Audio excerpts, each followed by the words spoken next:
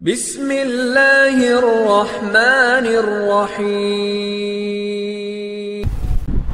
نحمده ونصلي على رسوله الكريم اما بعد فاعوذ بالله من الشيطان الرجيم بسم الله الرحمن الرحيم يا أيها الذين آمنوا اتقوا الله حق تقاته ولا تموتن إلا وأنتم مسلمون وقال النبي صلى الله عليه وسلم اتق الله حيثما كنت وأتبع السيئة الحسنة تمحها وخالق الناس بخلق حسن او كما قال النبي عليه الصلاة والسلام رب اشرح لي صدري ويسر لي امري واحلل عقدة من لساني يفقهوا قولي۔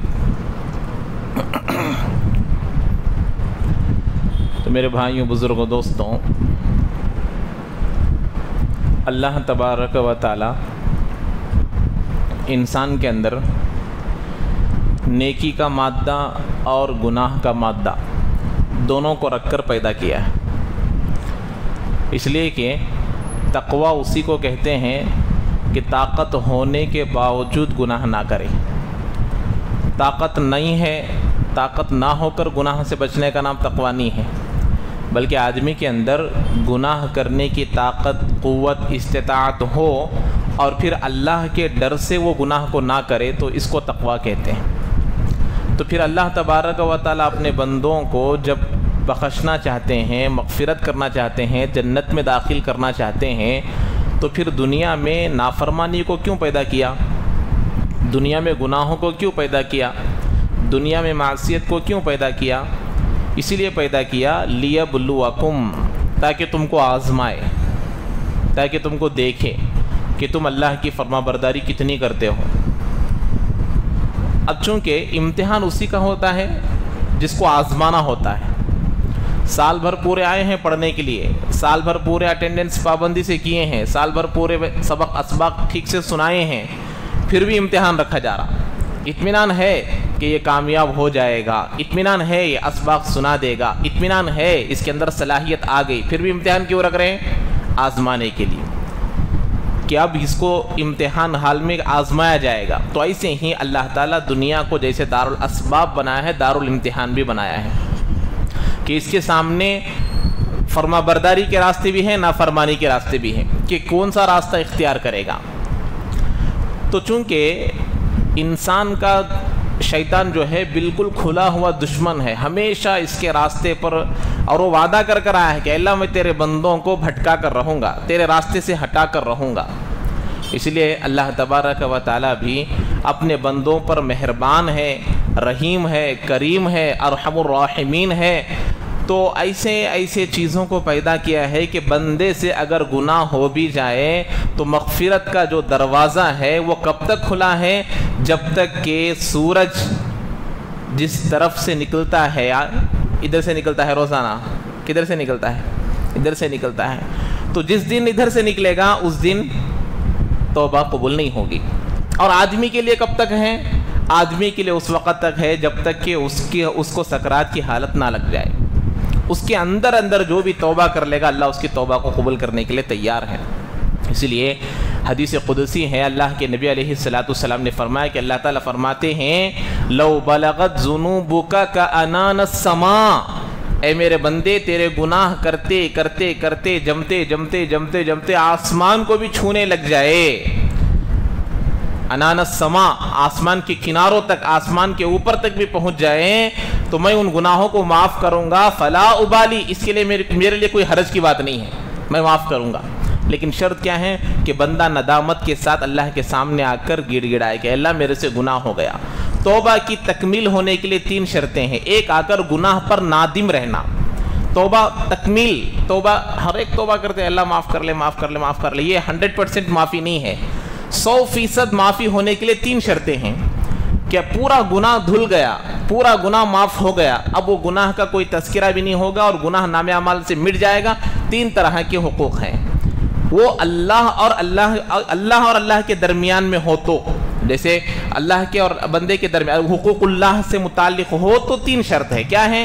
ایک، اپنے گناہ پر نادم رہنا، جیسے آدمی سب کے سامنے ایک شرمندگی والا کام کیا تو ایک دم کیا ہو جاتا؟ آدمی ایک دم شرمندہ ہو جاتا۔ ऐसे ही वो गुनाह पर आदमी को शर्म आना, नादिम रहना कि अल्लाह मेरे से ऐसा गुनाह हो गया, एक पहली शर्त। दूसरी शर्त, फिर उस गुनाह को दोबारा नहीं करने का अज़्म करना, फिर मैं उस गुनाह को नहीं करूँगा, ये पूरा का पूरा पुख्ता इरादा रखना।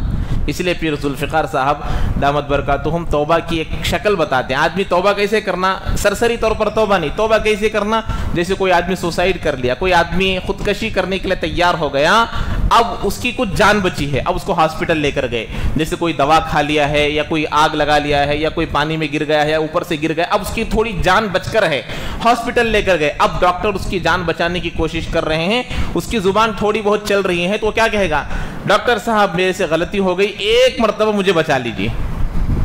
अब वो जो बोल रहा है 99% बोल रहा, क्या 90% बोल रहा है, 100% बोल रहा, 100% यकीन के साथ बोल रहा, ये एक मरतबा मुझे कितने खुदकशी करने वालों को देखा गया है, जोश में आकर जान को खोने के ऊपर लग जाते हैं, लेकिन बाद में अफसोस करते हैं, बाद में अफसोस कर रहे हैं। तो तौबा ऐसी होनी चाहिए, तौबा ऐसी अल्लाह को कबूल है। तो नादिम होना, अल्लाह मेरे इस गुनाह पर ये है, तो उस गुनाह से पूरे तौर पर हट जाना। और तीसरी शर्त क्या है, फिर जिंदगी में दोबारा नहीं करने का अज़्म करना, इस पूरा इरादा करना। ये हो गए हुकूकुल्लाह और हुकूकुल्लाह के दरमियान, बंदे और अल्लाह के दरमियान वाले गुनाहों में। वही अगर बंदे और बंदे के दरमियान के गुनाह हैं, ये 3 शर्त है, उसके साथ अभी एक शर्त है, यानी अल्लाह और बंदे के दरमियान वाले गुनाह हो तो ये 3 शर्त।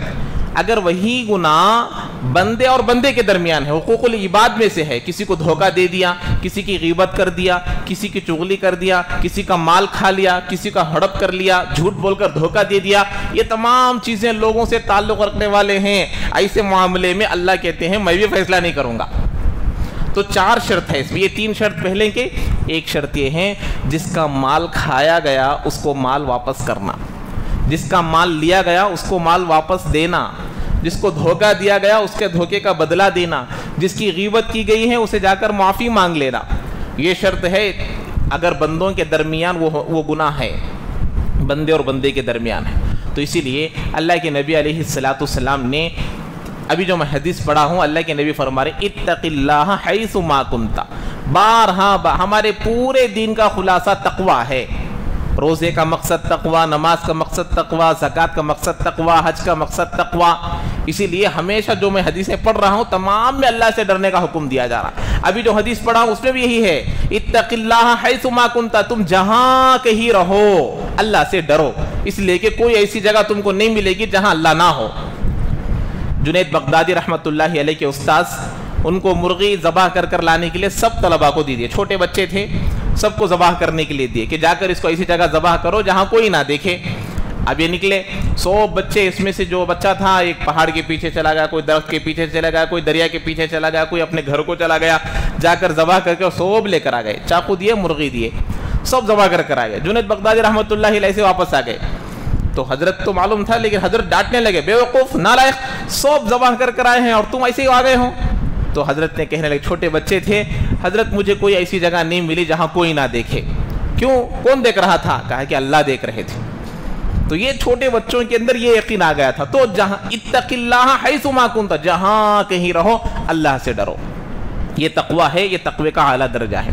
ये पहली बात बताई। उसके बाद अल्लाह के नबी ने फरमाया इत्तक़िल्लाह हैसु मा कुन्ता व अत्बिइस सय्यिअतल हसना तमहुहा, जब तुमसे कोई गुनाह हो जाए, तुमसे कोई गलती हो जाए, तुमसे कोई खता हो जाए, अल्लाह के नबी ने कबीरा गुनाह नहीं कहा, अल्लाह के नबी ने छोटा गुनाह नहीं कहा, जब तुमसे कोई खता हो जाए, मोमिन वो नहीं होता जो गुनाह को जानबूझकर करे, मोमिन वो होता है जिससे गलती से गुनाह होता है। अगर हम लोग जानबूझकर गुनाह कर रहे हैं तो समझो कि हमारी ईमान की बैटरी बंद हो गई है, हमारी ईमान की बैटरी स्विच ऑफ हो गई है।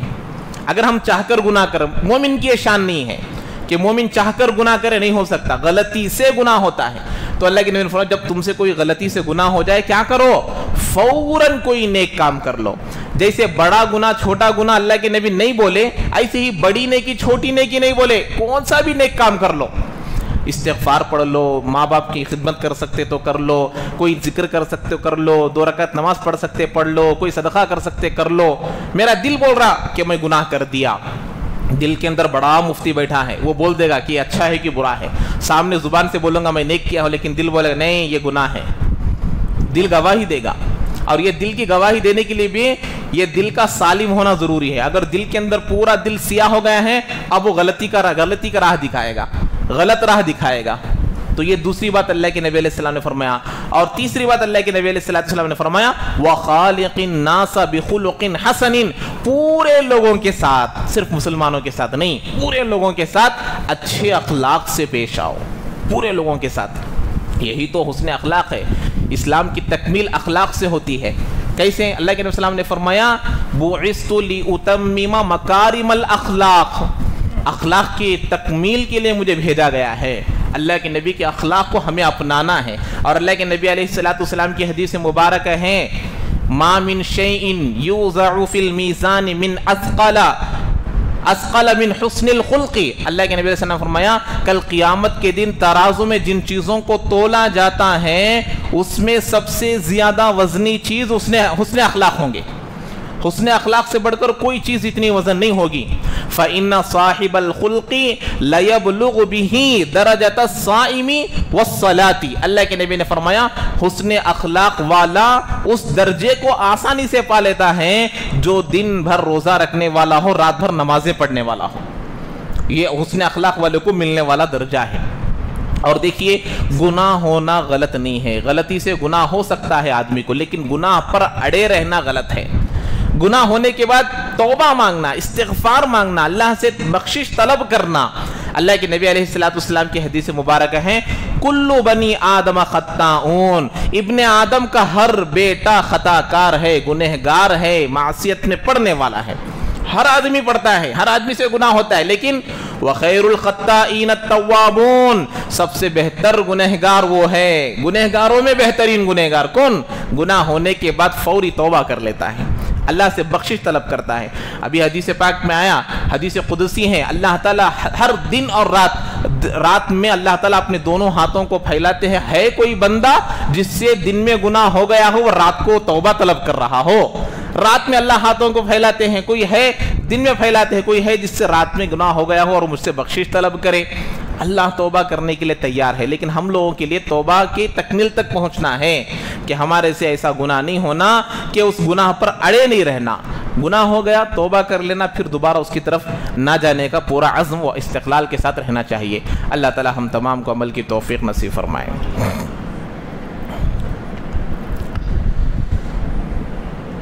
تو ایک مسئلہ اگر نصاب، پہلے نصاب بولنا تھا نا، سونے کا جو نصاب ہے عربی اوزان کے اعتبار سے سونے کا نصاب 20 مسقال ہے. یعنی اس کا حساب اگر آج کے حساب سے لگائیں گے 87 گرام، 80 پر 7 گرام 480 ملی گرام.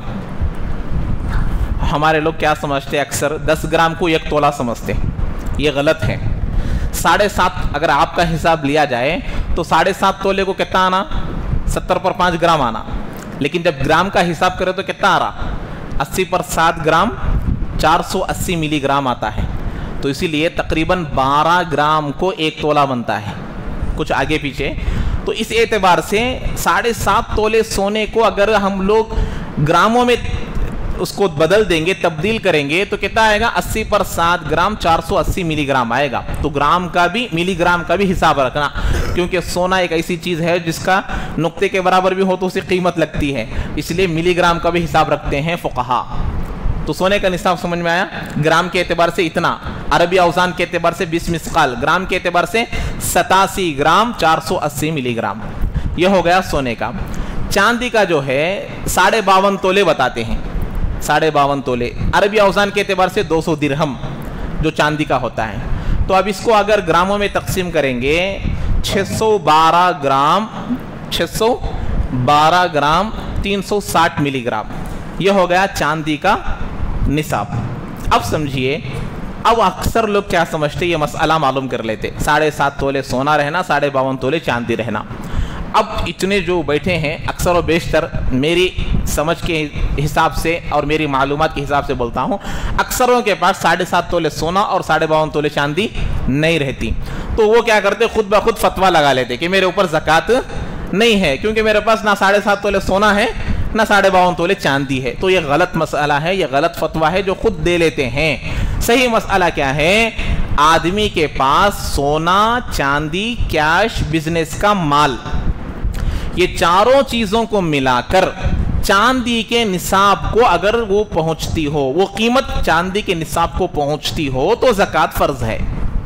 चांदी के निसाब को पहुंचना, अब चांदी का निसाब कितना बोला मैं, 52.5 तोले बोला हूं, तो 52.5 तोले की जो कीमत है, कितने ग्राम बोला, 612 ग्राम बोला ना मैं, तो आज 1 ग्राम 70 पर 6 रुपए से चलता है। कितने चल रहा है, 70 पर 6 रुपए। अब 70 पर 6 रुपए से अगर लगाएंगे तकरीबन 40 से 40 पर 5,000 रुपए में 52.5 तोले चांदी आ जाती। 40 से 40 पर 5,000 के दरमियान में 52.5 तोले चांदी आ, तो ये है निसाब। कितना है, 40 से 40 पर 5,000 रुपए हमारे चांदी का निसाब है। अब एक आदमी के पास आधा तोला सोना है, अब आधा तोला सोने की कीमत 30,000 रुपए डाल लीजिए, 10 तोले चांदी है, 10 तोले चांदी की कीमत होगी 7,500 रुपए, तो 30,000 और 7,500 कितने हुए, 30.5 पर 7,000 रुपए हो गए, और एक 13,000 रुपए कैश है, तो पूरे मिला को कितना हो गए, 50,500 रुपए हो गए। 40,000 से बढ़ को है, कम है, तो 40,000 से बढ़ को हो गए। अब इस आदमी के ऊपर ज़कात फर्ज है। 7.5 तोले के पीछे नहीं पड़ना, 52.5 तोले पीछे के नहीं पड़ना। जो भी हमारे पास 3 चीजें बोला हूं, सोना, चांदी, तिजारत का माल, कैश, ये 4 चीजों को मिलाकर, क्या तिजारत का माल कुछ भी हो सकता, तिजारत का, जैसे ये जो क्या बोलते, हीरे बोलते नहीं, हीरों के ऊपर ज़कात नहीं। अगर किसी के पास हीरे हैं तो वो खुश हो जाए कि हीरों के ऊपर क्या नहीं है, ज़कात नहीं है, हीरे रख सकते हैं, लेकिन बेचने के लिए रखे हैं तो ज़कात है, बेचने के लिए रखे हैं तो ज़कात है। तो इस एतबार से तिजारत का माल कुछ भी हो सकता, तिजारत के माल के पैसे, कैश, सोना, चांदी, इन चारों को मिलाकर वो कीमत 40 के ऊपर बढ़ रही है, तो मैं बोल सकता हूं कि मेरे ऊपर ज़कात है। 40 से कम है तो ज़कात नहीं है। बात समझ में आ गई, ये है निसाब। 7.5 तोले के पीछे और 52.5 तोले पीछे के नहीं पड़ना चाहिए। और इसी तरीके से हाँ, सोना चांदी निकालने के वक्त में आज मार्केट का रेट जो है 60 पर 5,000 या 60 पर 6,000 रुपए चलता है, 66,000 या 65,000 रुपए चल रही है कीमत, सोने की कीमत बढ़ रही है। असल में एक बात बताना भूल गया, नबी के ज़माने में 52.5 तोले चांदी में जितने पैसे लगते थे नहीं, वो तेज पैसे 7.5 तोले सोना को लगते थे, दोनों बराबर थे। आज 52.5 तोले चांदी के पैसों में 1 तोला सोना तो आता क्या? उस जमाने में 52.5 तोले चांदी दिए तो 7.5 तोले सोना देते, दोनों बराबर थे पहले।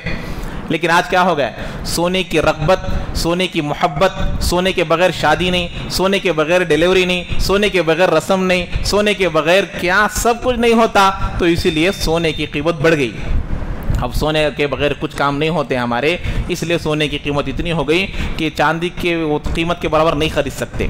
तो बहरहाल तो उस ज़माने में ऐसा था। तो अब क्या बता रहे हैं, जब हम ज़कात निकालते हैं तो ज़कात निकालने में मार्केट का जो रेट होगा उसका एतबार नहीं होगा। नया माल कितने में मिल रहा, 60 पर 6,000 को मिल रहा ना, तो आप जब ज़कात निकालेंगे तो आप जाकर फरोख्त करेंगे तो मार्केट दुकान वाला कितने में लेगा उसका एतबार करेंगे। इसीलिए इसका बेहतरीन जाकर पूछना और बोलना, अब दुकान वाला कितना है तो बेचने गए तो उन्हें कितना हो सके कम कर कुछ लेता सो, उसे फायदा होना ना, उन्हें बोलता ये वेस्टेज निकालना, ये निकालना, वो निकालना, लेकिन लेने गए तो वेस्टेज के साथ देते, लेकिन जब देने गए तो वेस्टेज निकाल को लेते। तो इसीलिए इसका बेहतरीन तरीका ये है, आप खुद 10% माइनस कर लेना एहतियातन, अगरचे लेने वाले उससे कम लेते, एहतियातन 10 से 15% कम कर लेंगे। जैसे 60 पर 6,000 रुपए हैं, 10% 6,600 रुपए होते, 1,500 बोले तो 9,900 रुपए होते। इस तरीके से अपने सोने में से उतना माइनस कर लेना। अब आपकी ज़कात जो मार्केट की बनती है उस एतबार से निकाल लेना, 10 से 15% माइनस कर लेंगे, चांदी हो सोना हो, आपकी ज़कात की रकम आसानी से निकाल सकते हैं। तो ख़रीदने का एतबार नहीं है, जो बेचते हैं उसका एतबार है। इसी तरीके से ज़मीन वगैरह ख़रीदे हैं तो उस पर ज़कात है या नहीं ये पूछे हैं। ज़मीन चीज़ ख़रीदे हैं तो मैं बताया ना, बिजनेस के लिए जो भी चीज़ खरीदी है हलाल चीज़, अब अगर कोई खून ख़रीदा या मुर्दार ख़रीदा तो वैसा नहीं है, हलाल चीज़ جس کی تجارت جائز ہے، ایسے چیزوں کو کوئی آدمی خریدا بیچنے کے ارادے سے، تو ان چیزوں پر آج کی رقم کے اعتبار سے زکوٰۃ واجب ہو جائے گی۔ اگر کوئی فلیٹ خریدا ہے بیچنے کے ارادے سے، تو آج کی قیمت اس کی 10 لاکھ روپے ہے، تو اس آدمی پر 12,500 روپے زکوٰۃ نکالنا پڑے گا۔ اگر وہ جگہ کی قیمت 10 لاکھ ہے، 20 لاکھ ہے، 25,000 نکالنا پڑے گا۔ تو اس اعتبار سے بیچنے کے لیے ہو، اگر مجھے گھر بندنا ہے یا پھر مجھے اس میں رہنا ہے آگے چل کر، تو اس کے اوپر زکوٰۃ نہیں ہے۔ اب یہ سونا چاندی بھی استعمال کے لیے لیتے نا، بیچنے نہیں لیتے نا، یہ بھی ایک سوال آتا، کیونکہ ہمارا ذہن بہت آگے بڑھتا نا، سوچتے بھئی سونا چاندی بھی تو بیچنے کے لیے نہیں لیتے نا، استعمال کے لیے لیتے۔ اکثر لوگ آج پوچھ رہے ہیں، انٹرنیٹ میں دیکھتے، یوٹیوب دیکھتے، ان کے مسائل سنتے، استعمال کرنے کے سونے پر نہیں کہتے نا مفتی صاحب، ہماری بیوی جو گلے میں ڈالنے کو ہے اس پر نہیں کہتے، جو ہاتھوں میں ڈالنے کو ہے اس پر نہیں کہتے، جو بیروں میں رکھو رہتے نا اس پر ہے کہتے نا۔ کون بولے باغ تو یوٹیوب میں سنیا بولتے، کون بولے باغ تو گوگل صاحب بولتے۔ تو مفتی گوگل صاحب سے مسئلہ پوچھنے والے، بتایا تھا نا شب برات میں، آج کسی کو پوچھو نام کا دیکھے، مفتی گوگل صاحب دامت برکاتہ میں دیکھا بولتے۔ تو مسئلہ کہاں پوچھے بولتے، مفتی گوگل صاحب سے پوچھے بولتے۔ تو پھر حل بھی ان سے پوچھ لینا، دیکھتے وہاں حل آ کر یہاں پوچھتے، تو پہلے سے ہی ہمیں پوچھنا چاہیے۔ تو اسی لیے کیا بول رہا تھا میں، کون سا مسئلہ، اچھا پہنے ہوئے زیورات پر، یہاں اللہ تعالیٰ سونے اور چاندی پر فطری طور پر اصل میں زکوٰۃ واجب ہونے کی جو وجہ شریعت نے بیان کی ہے وہ مال نامی، کیا ہے وہ مال نامی، نامی بولے تو بڑھنے والا مال، چپ کے رکھو ہے تو بھی کیا ہوتا وہ مال بڑھلے کو جاتا، ایسے مال کو اللہ کے نبی علیہ السلام اور اللہ تبارک و تعالیٰ یہ حکم لگائے ہیں کہ اس پر زکوٰۃ فرض ہے۔ تجارت کا مال لے کر رکھے ہیں، چاول لے کو رکھے، 10 کنٹل لے کو رکھے، اب اسے بیچنے کی اجازت سے رکھے، اس کی قیمت بڑھتی گھٹتی، بڑھتی نا بھائی، ایک سال میں کتنا کی بڑھ جاتا، لینے والے بولتے ہیں گئے سال 10 کنٹل لیا صاحب، گئے سال ابھی 10 کنٹل لیا تو اچھا رہتا تھا، آج ابھی 2,000 روپے بڑھ گئے ہیں، کتنے لوگ بولتے۔ تو اس طریقے سے اللہ جس کے اندر بڑھنے کی صلاحیت رکھا ہے تجارت کے لیے، تو اب یہ سونا چاندی تجارت کے لیے نہ خریدے ہو تو بھی اس کے لیے صحیح روایتیں بہت زیادہ موجود ہیں، مسلم شریف میں ہے، بخاری شریف میں ہے، ابو داؤد میں ہے، ابن ماجہ میں ہے۔ اللہ کے نبی نے فرمایا کہ ایک صحابی آئی، اللہ کے نبی کی بیوی حضرت عائشہ بھی ایک مرتبہ کنگن پہن کر آئے، تو اللہ کے نبی نے پوچھا کہ تم کیا پہن کر رکھی ہو، تو انہوں نے کہا اللہ کے نبی آپ کے لیے زینت اختیار کرنے کے لیے پہنی ہوں، آپ کے لیے شوہر کے لیے زینت اختیار کرنا جائز ہے، حضرت عائشہ پہنی ہے۔ اللہ کے نبی نے پوچھا تم اس کی زکوٰۃ نکال رہی ہو، کہا نہیں، تو پھر جہنم کے کنگن پہننے کے لیے تیار ہو جاؤ۔ تو یہ وہی دیے اللہ کے نبی، تو استعمال کرو یا بیرو میں رکھو۔ اس لیے اگر آپ لوگ اپنی بیویوں سے، اپنے گھر والوں سے مال کی محبت نکالنا چاہتے ہو، ایک طریقہ بولتا ہوں، کرتے سبھی انشاءاللہ، اپنے بیوی کو نفقہ دیجئے، آپ کی زکوٰۃ کتنی ہوتی فیصلہ کر لیجئے۔ مثال کے طور پر آپ کی زکوٰۃ 12,000 بنتی سمجھو، پورے سونے کی رقم کتنی بنتی، 12,000 بنتی ہے، تو آپ کیا کرنا، بیوی کو ہر مہینہ 1,500 دینا۔ کتنا دینا، 1,500 بولے تو کتنا ہوتے سال کو، 15,000 ہوتے۔ اب بولنا زکوٰۃ توش نکالنا بول کو، تو 15 میں سے کتنے چلے جاتے، 12 چلے جاتے، بچے 3,000 وہ یوز کر لیتی، تو بولنا زکوٰۃ تمہیں نکالو بول کو۔ اب سال کے بعد 12,000 لیتے نہیں، جب ایک دم دل ٹوٹ جاتا، کیا بھئی سال سے ایک شادی بھی نہیں آئی، ایک پروگرام بھی نہیں آیا، ایک ہار بھی نہیں پہنی، ایک بنگڑی بھی نہیں پہنی، 12,000 روپے دینا کہتے، اگلی بار سے کبھی بھان کی شادی آندے، بہن کی شادی آندے، بھائی کی شادی، انگوٹھی بھی پوچھتی نہیں اور تم نا چین بھی پوچھتی نہیں، اب پہنتی ہے انہیں، زکوٰۃ تمہیں دے رہے، ہر مرتبہ پروگرام ایسٹم سونا پوچھ لے کو رہتی۔ تو زکوٰۃ نکالنے کسے بولنا، کمانے نہیں بھیجنا، پھر زکوٰۃ نکالنا بول کو کمانے بھیجنا نہیں، تمہیں پیسے دیکھو، یہ ہیلا اختیار کرنا، مال کی محبت کم ہوتی۔ ٹھیک ہے، وقت بہت ہو گیا ہے، اور بھی بہت سارے سوال کیے تھے، کل بتاتا ہوں انشاءاللہ۔ کسی کو کچھ پوچھنا ہے؟ اور کل ایک مسئلہ یہ وتر میں اگر امام صاحب بھول کر رکوع میں چلے گئے، جیسے وتر میں کیا ہوتا، اللہ اکبر کہہ کر تیسری رکعت میں سورت پڑھنے کے بعد دعائے قنوت پڑھنا رہتا ہے، لیکن بھول کر اگر امام صاحب رکوع میں چلے گئے، تو میں پہلے دن یا دوسرے تیسرے دن ہی بتا دیا تھا مسئلہ، لقمہ بھی دینا نہیں، اور ایسے بھی لقمہ دیتے امام صاحب اٹھے تک چھوڑتے نہیں، تو اسی لیے لقمہ دینا نہیں، اور جب امام صاحب جو جھک جاتے اللہ ان کو فوری طور پر یاد دلا دیتا، وہ مرحلہ ہی ایسا رہتا ہے کہ یاد آ جاتا کہ میں دعائے قنوت چھوڑ دیا ہوں، اب امام صاحب سجدے سے ہو کر نماز پوری کر دیں گے۔ وجہ بتایا تھا، اب دعائے قنوت کا پڑھنا واجب ہے، رکوع میں جانا فرض ہے، جب امام صاحب فرض کی طرف گئے تو واجب کی طرف لوٹ کر نہیں آئیں گے. واجب سے واجب کو لوٹ سکتے ہیں, فرض سے فرض کی طرف لوٹ سکتے ہیں, لیکن نیچے درجے سے اوپر سے نیچے کی طرف نہیں جائیں گے. تو دعائے قنوت کا پڑھنا واجب تھا, رکوع میں جانا فرض تھا. تو جب امام صاحب فرض کی طرف آ گئے تو سجدے سہو کر کر نماز پوری کر دیں گے. ہاں امام صاحب کو یاد نہیں آیا, سجدے سہو بھی نہیں کیے, واجب کے چھوٹ جانے کی وجہ سے دوبارہ پڑھیں گے نماز, اگر سجدے سہو کیے بغیر کریں گے. تو اب یہ مسئلہ جب بتا دیے, معلوم ہو گیا, تو اس پر عمل کر لینا. ایک بات یاد رکھیے, امام صاحب جب کسی بات کو بتاتے ہیں تو مقتدیوں کو ان بات کو ماننا ضروری ہے, لازم ہے. امام صاحب ڈرائیور ہے, آپ لوگ پیچھے بیٹھے ہیں, اب امام صاحب کو بول رہے کلچ ایسا نہیں, ڈرائیور صاحب کو ایسا بول رہے کلچ ایسا نہیں دبانا, گیئر ایسا نہیں ڈالنا, سٹیئرنگ ایسا نہیں کرنا. ارے بھائی تو جا کو بیٹھ, میں نہیں چلاتا, تو جا کو بیٹھ. امام صاحب 3 رکعت پڑھائے ہیں, مقتدی بول رہے 4 رکعت نہیں پڑھائے, 3 رکعت پڑھائے. امام صاحب بول رہے میں 4 رکعت پڑھایا ہوں. حکم کیا ہے معلوم؟ حکم کیا ہے؟ نماز دوبارہ پڑھنے کا حکم نہیں ہے. امام صاحب کو 100% یقین ہے کہ میں 4 پڑھایا ہوں, لیکن حقیقت میں کتنے پڑھائے ہیں؟ 3 پڑھائے ہیں. تو اب کیا کرنا معلوم؟ جس کو یقین نہیں ہے انہیں دوبارہ نماز پڑھ لینا, لیکن امام صاحب دوبارہ نہیں پڑھائیں گے اگر امام صاحب کو 100% یقین ہو. کیوں؟ وہ ہمارے ڈرائیور ہے, کمی ہو تو بھی ان کے اوپر ذمہ ہے, زیادہ ہو تو بھی ان کے اوپر ذمہ ہے. امام بننا معمولی بات نہیں ہے. ایک ڈرائیور آپ کو اننت پور سے گنتکل کو لے کو جانا بولے تو خالی وہاں لے جا کو چھوڑنا ہے, یہ آپ کے نمازوں کو لے کر جانے والے ہیں. تو اس لیے ان کو آپ سے زیادہ ان کو نمازوں کی فکر رہتی ہے.